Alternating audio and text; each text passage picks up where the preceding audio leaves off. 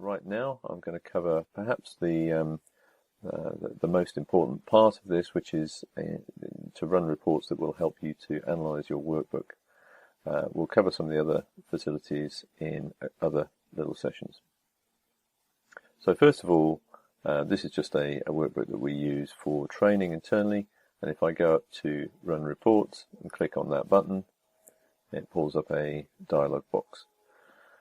So we've got choices here. If we want to see hidden workbooks, add-ins, other workbooks, then we can do that, but we're normally just interested in the workbooks that we've got open, so we can select which one we want from here, and within that we can select whichever sheets we want to analyze. So we can select individual sheets by clicking on those, or we can select all of them.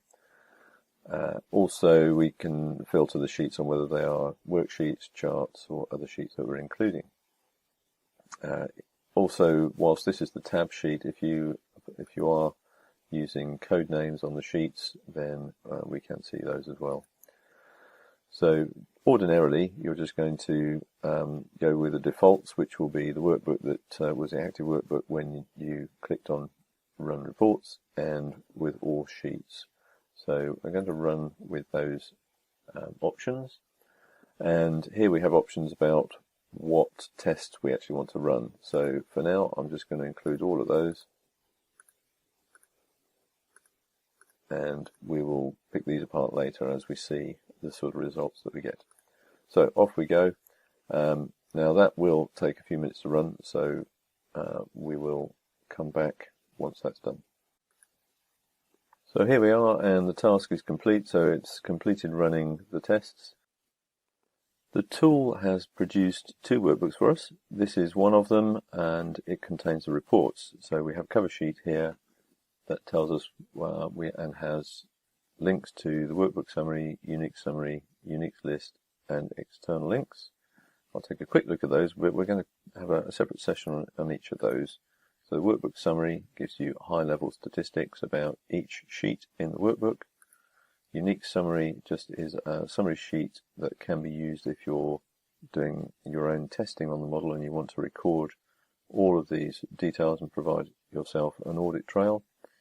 The unique list is where all the detail is, and this contains all the unique formulae and then some detailed information about each one. It also contains the space where you can leave your review comments, and that's what gets summarized on the unique summary sheet. And then we have a report for external links. Now there aren't any external links in the workbook we tested there, which is why we see this.